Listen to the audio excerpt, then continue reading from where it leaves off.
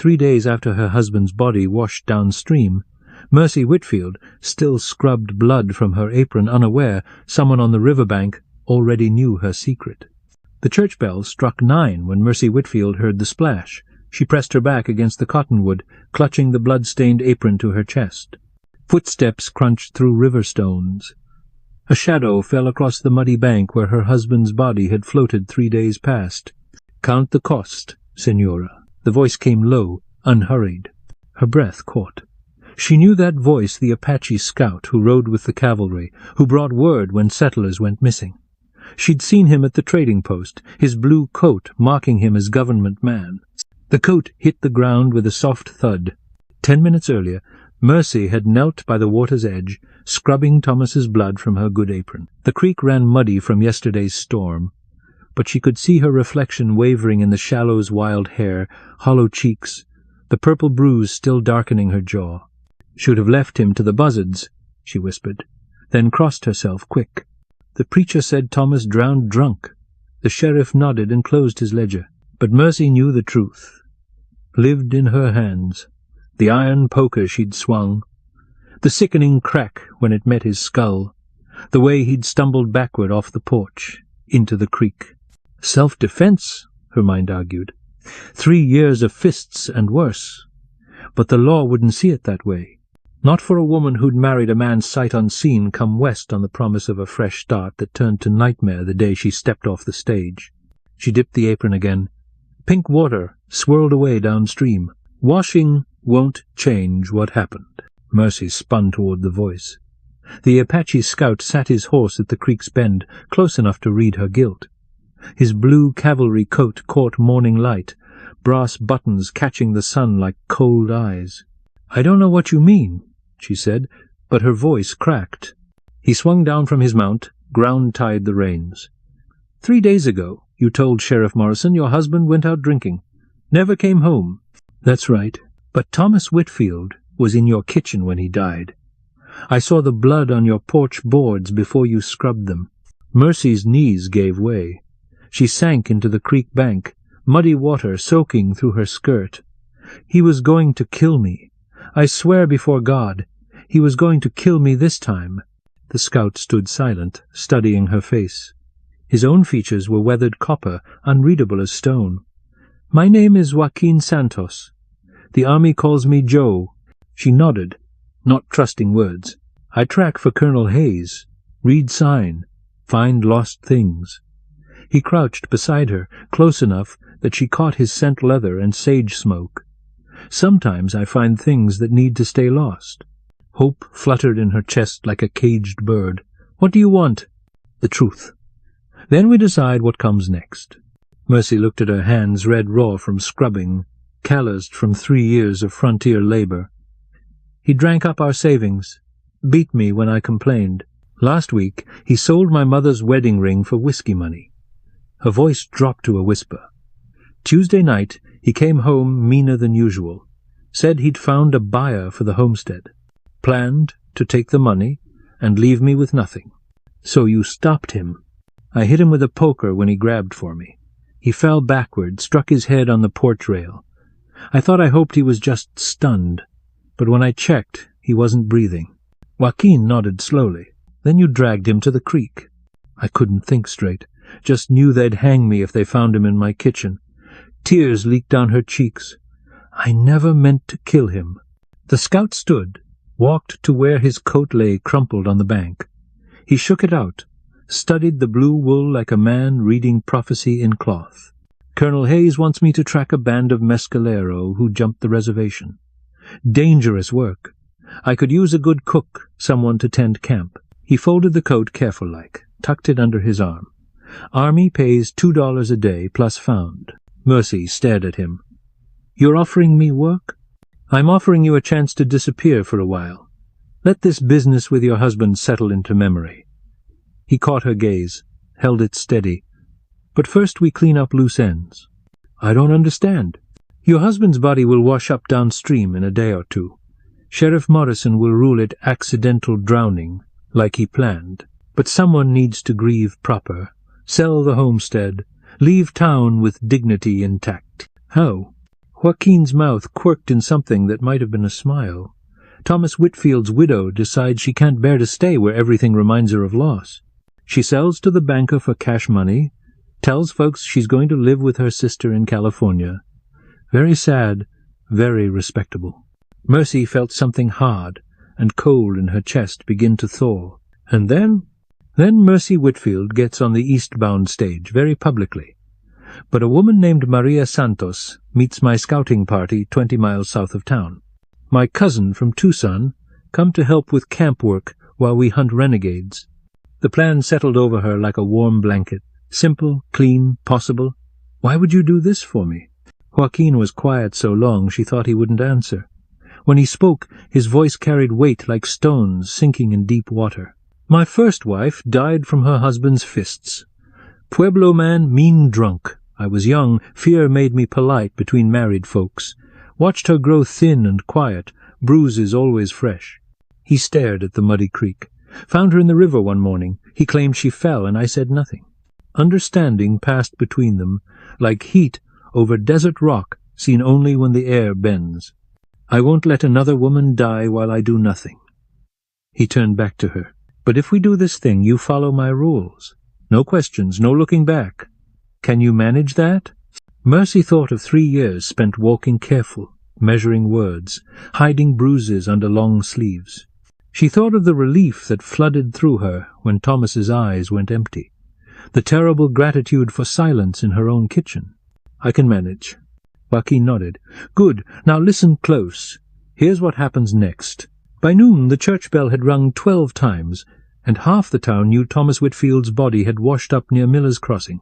Sheriff Morrison pronounced it accidental death by drowning, noting the victim's well-known fondness for liquor. Mrs. Whitfield, overcome with grief, had taken to her bed. Mercy played the grieving widow with skill born of desperation.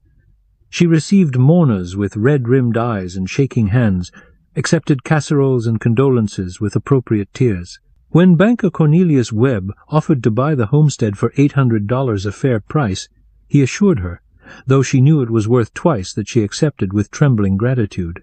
I cannot bear to stay, she told the women's auxiliary. Everything here reminds me of my dear Thomas. They nodded with sympathy, understanding the plight of a woman alone on the frontier. Mrs. Abernathy from the general store pressed a jar of preserves into her hands. For your journey, dear. You're wise to return to family.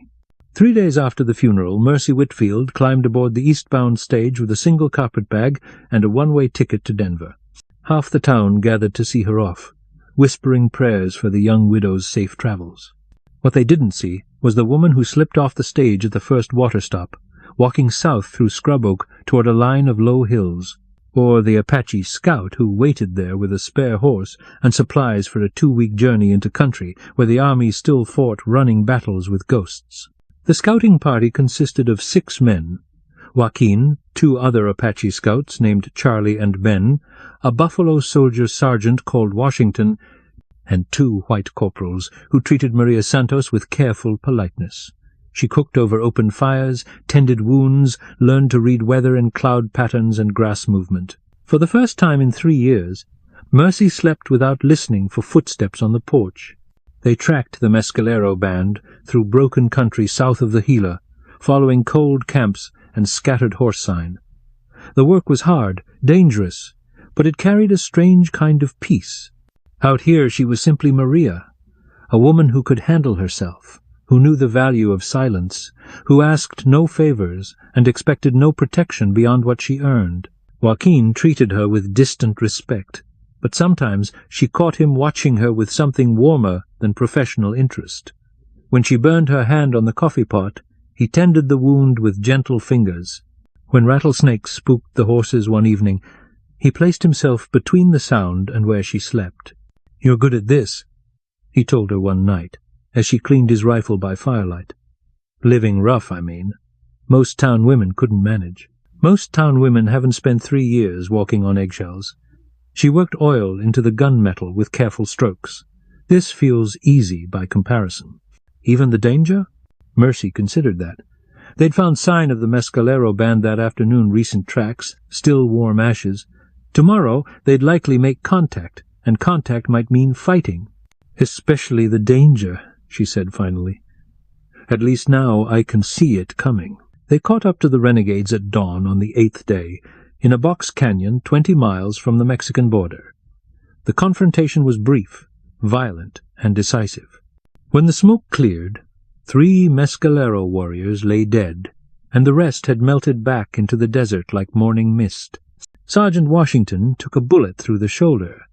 One of the corporals, young Miller from Ohio, caught an arrow in his leg that snapped off when he fell. Mercy worked over both men with steady hands while Joaquin and the other scouts secured the canyon.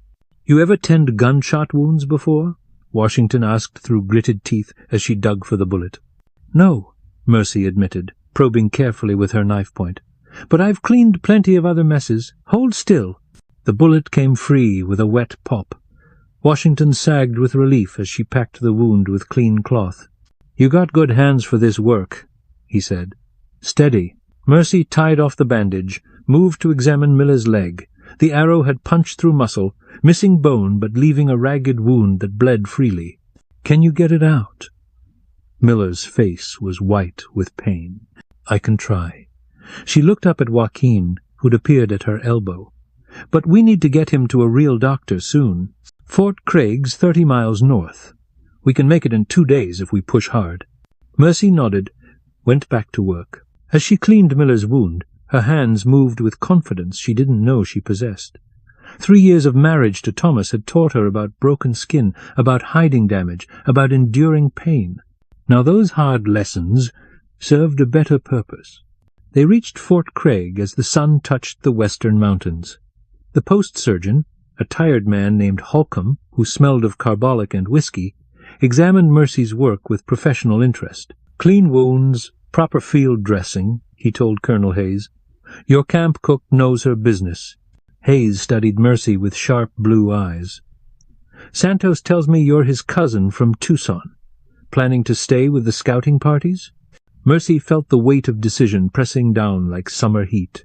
She could return to civilian life, find work in town, build something like a normal existence. Or she could stay with this strange company of soldiers and scouts, living rough but free, in country that asked no questions about a woman's past. She met the colonel's gaze steadily. "If you'll have me, sir. I find I have a taste for the work." Hayes nodded. "Good. We need people who can handle themselves out there." He turned to Joaquin. "Santos, your scouting contract comes up for renewal next month.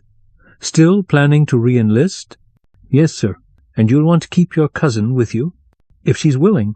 Mercy felt something settle in her chest like a key turning in a well-oiled lock. "I'm willing." That evening she and Joaquin walked the fort's perimeter as the sun painted the mountains red. They'd spoken little during the journey back, but now silence felt comfortable rather than cautious. "You don't have to stay," he said finally. "I can arrange passage to California or back east. Give you money to start fresh, somewhere safe." "I don't want safe anymore." Mercy stopped walking, turned to face him. "Safe was Thomas's promise when I answered his letter. Safe was staying quiet when he hit me, hoping he'd drink himself to death before he killed me." Joaquin's expression was unreadable in the fading light. "This life isn't easy. Always moving, always watching for trouble. No real home, no settled future. No one asking questions about where I came from or who I used to be." That too. They walked on in comfortable quiet. The fort's evening routine played out around them. Soldiers grooming horses, cooks preparing supper, the steady rhythm of garrison life that felt somehow more peaceful than any parlor she'd ever known. "There's something you should know," Joaquin said as they reached the gate. "About my offer back at the creek." Mercy's heart stumbled. "What about it?" It wasn't entirely selfless. He stopped, faced her fully. "I've been watching you for months, since before Thomas died. Saw the bruises you tried to hide, the way you flinched when men raised their voices. I wanted to help, but I didn't know how. So when you found me by the river, I'd been tracking Thomas for 2 days. He'd stolen horses from the Apache reservation, and Colonel Hayes wanted him brought in. When I found his body in the creek, I figured justice had been served one way or another." Mercy absorbed this revelation slowly. "You could have turned me in." I could have done many things." His voice grew quiet. "But when I saw you trying to wash blood from your apron, looking like a wild thing caught in a trap, I remembered my first wife, how she looked the morning I found her." "What was her name?" "Helena." The word carried weight like a prayer. "She was 18 when she died, gentle as spring water, never raised her voice to anyone." "I'm not gentle." Number Joaquin's mouth curved in something that might have been a smile. "You're strong. Strong enough to survive, strong enough to fight back. That's why I knew you'd be good at this life." Understanding passed between them like smoke on still air. Mercy felt the last of her old fears dissolve, replaced by something steadier and more reliable than hope. "The scouting life," she said, "is there room in it for more than professional partnership?" "That depends." Joaquin stepped closer, close enough that she could see flecks of gold in his dark eyes. "Can you love a man who lives between two worlds? Who'll never be fully accepted by either? Can you love a woman with blood on her hands?" "I already do." The confession hung between them, simple as morning light. Mercy reached for his hand, found it warm and steady as everything else about him. "Then we understand each other." "We do." They turned back toward the fort as the first stars appeared overhead. Tomorrow would bring new assignments, new dangers, new country to scout and secure. But tonight there was this two people who'd found each other in the space between one life and another, who'd chosen partnership over safety and honesty over easy lies. At the fort's main gate, Joaquin paused to retrieve something from his saddlebags. The blue cavalry coat, neatly folded, brass buttons polished bright. "You kept it," Mercy observed. "Thought you might want it for cold nights on the trail." She took the coat, held it against her chest. It smelled of sage smoke and leather, of wide country and honest work. When she slipped it on, it fit her shoulders like it was tailored for her frame. "How do I look?" Joaquin studied her with the same careful attention he gave fresh tracks or weather signs. "Like someone who belongs here." "Here?" "With me. With this life." He touched her face gently, fingertips tracing the line of her jaw where Thomas's bruises had finally faded completely. "Like someone who's come home." The church bell in the nearby town of Masilla rang 10 o'clock, but Mercy barely heard it. She was listening instead to the sound of night birds calling across the desert, to the soft movement of horses in the fort's corrals, to the steady rhythm of Joaquin's breathing as he stood beside her. For the first time in 3 years, she wasn't afraid of tomorrow. 3 months later, when Maria Santos married Joaquin Santos in the fort's chapel with Colonel Hayes standing as witness, no one questioned her past or asked about family back east. She'd earned her place among the scouts through skill and courage, had proven herself in country that tested everyone equally. The preacher asked if she took this man as her husband, for better or worse, in sickness and health, till death parted them. "I do," she said, and meant every word. When Joaquin kissed his bride, she like first rain after a long dust season, honest as morning light breaking over unmarked territory. Later, as they danced to the postband's music under a canopy of desert stars, Mercy caught sight of her reflection in the chapel window. The frightened woman who'd knelt by the creek that morning seemed like someone from a half-remembered dream. In her place stood a scout's wife, a woman who could track game and tend wounds, who slept easy under open sky and feared no man's fist. "Any regrets?" Joaquin asked as they swayed to the music. Mercy considered the question seriously. She thought of Thomas Whitfield's grave in the churchyard, back in Silver Creek, marked with a stone that praised his devotion to his beloved wife. She thought of the homestead she'd sold for less than its worth, the life she'd abandoned without looking back. "Only one," she said finally. Joaquin's expression grew concerned. "What's that?" "I wish I'd been brave enough to leave him alive." She smiled up at her husband, this good man who'd offered her partnership instead of protection, respect instead of rescue. Would have saved us both a lot of trouble. Joaquin threw back his head and laughed. A sound like joy made audible. Other couples turned to look, smiling at the happiness that seemed to radiate from the newlyweds like heat from a campfire. "Next time," he said, spinning her under his arm, "we'll do it the easy way." "Next time," Mercy agreed, and stepped into the dance with the confidence of someone who'd found her footing at last. The music played on. and the desert wind carried their laughter out across country vast enough to hold any number of second chances, any number of fresh starts, any number of stories that began with endings and ended with hope. If something in this story touched you, linger with us. We'll handle the rest.